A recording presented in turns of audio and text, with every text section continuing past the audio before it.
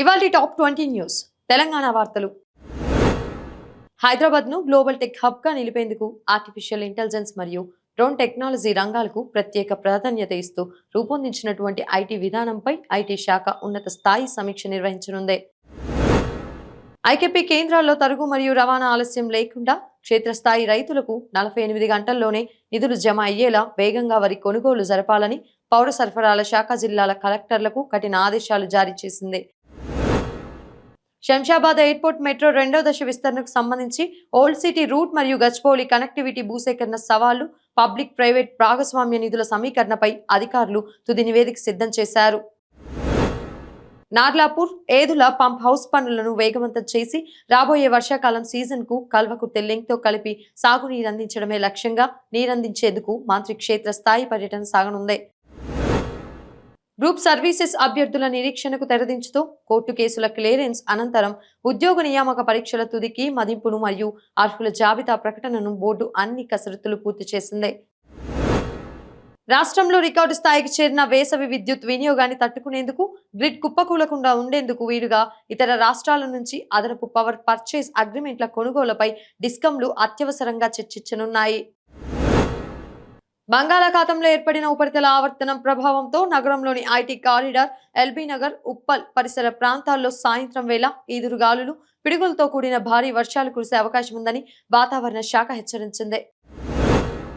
ఆంధ్ర వార్తలు. గతంలో నిలిచిపోయిన ఐకానిక్ అసెంబ్లీ, హైకోర్టు భవనాలు మరియు సచివాలయ కాంప్లెక్స్ నిర్మాణ పనులను అంతర్జాతీయ సంస్థల భాగస్వామ్యంతో పునః ప్రారంభించేందుకు సిఆర్ఏ సరికొత్త యాక్షన్ ప్లాన్ సిద్ధం చేసింది.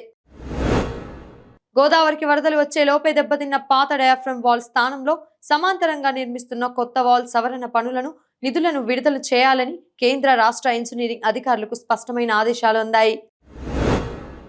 అచ్యుతాపురం మరియు పరవాడ పరిసర ప్రాంతాల్లో పర్యావరణ కాలుష్య నియంత్రణ ప్రమాణాలతో కూడిన కొత్త ఫార్మా కంపెనీల ఏర్పాటు కోసం భూసేకరణతో పాటు సింగిల్ విండో పర్యావరణ అనుమతుల ప్రక్రియను వేగవంతం చేశాయి. రాష్ట్ర వ్యాప్తంగా ఉచిత ఇసుక విధానంలో అక్రమ రవాణా, బ్లాక్ మార్కెట్ తరలింపును అరికట్టేందుకు ఐటీ ఆధారిత నిఘాతో పాటు సరిహద్దు జిల్లాల్లో డ్రోన్ కెమెరాలతో ప్రత్యేక రాత్రి నిఘా చెక్ పోస్టులు ఏర్పాటు కానున్నాయి. ఏటా జూన్ వరకు కొనసాగే సముద్ర వేట నిషేధ కాలంలో జీవనోపాధి కోల్పోయిన తీర ప్రాంత మత్స్యకారుల కుటుంబాల ఖాతాల్లోకి నేరుగా 10,000 చొప్పున ఆర్థిక సాయం జమ చేసేందుకు నిధులు సిద్ధమయ్యాయి. గాలేరు, నగరి, హంద్రి, నీవా కాలువల వెడల్పు ఆధునీకరణ ద్వారా కరువు పీడిత ప్రాంతాల చివరి ఆయకట్టు వరకు తాగు, సాగు నీరందించేలా కొత్త జ్యుడిషియల్ రివ్యూ టెండర్ల నిబంధనలను ప్రభుత్వం ఖరారు చేసింది. వేసవి సెలవుల రద్దీ విపరీతంగా పెరగడంతో టోకెన్లు లేని సాధారణ భక్తుల వైకుంఠం క్యూ కాంప్లెక్స్ లోని అన్ని కంపార్ట్మెంట్లు నిండిపోయి వెలుపల లైన్లలో దర్శనానికి 20 నుంచి 24 గంటల వరకు సమయం పడుతోంది. జాతీయ వార్తలు. దేశీయంగా ఎలక్ట్రానిక్స్, సెమీకండక్టర్ల తయారీతో పాటు గ్రీన్ ఎనర్జీ విభాగాలను ప్రోత్సహించేందుకు కేంద్రం భారీ బడ్జెట్ కేటాయింపులతో కొత్త ప్రొడక్షన్ లింక్డ్ ఇన్సెంటివ్ రాయితీలను ప్రకటించనుంది. పారిశ్రామిక అభివృద్ధి కోసం అటవీ ప్రాంతాల్లో పర్యావరణ నిబంధనల సడలింపు చెల్లదంటూ దాఖలైనటువంటి పిటిషన్లపై పర్యావరణ సమతుల్యత దెబ్బతినకుండా ఉండేలా అత్యున్నత న్యాయస్థానం విస్తృత ధర్మాసనం విచారణ జరపనుంది. ప్రయాణికుల రద్దీ ఎక్కువగా ఉండే మెట్రో నగరాల రూట్లలో రాత్రి సమయాల్లో కూడా నడిచేలా స్లీపర్ క్లాస్ సదుపాయంతో కూడిన కొత్త డిజైన్ వందే భారత్ రైళ్ల తుది ట్రయల్ రన్స్ ను రైల్వే ట్రాక్ సేఫ్టీ విభాగాలు నిర్వహించనున్నాయి. అంతర్జాతీయ వార్తలు.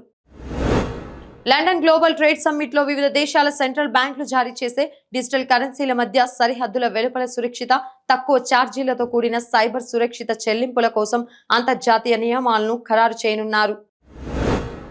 పసిఫిక్ మహాసముద్రంలో ఎల్ నీనో తీవ్రత వల్ల సముద్ర ఉష్ణోగ్రతలు అసాధారణంగా పెరగడం, తద్వారా ఆసియా దేశాల్లో రాబోయే సూపర్ తుఫానుల ముప్పు తీవ్రతపై ఐక్యరాజ్య సమితి పర్యావరణ విభాగం అత్యవసర నివేదికను విడుదల చేయనుంది.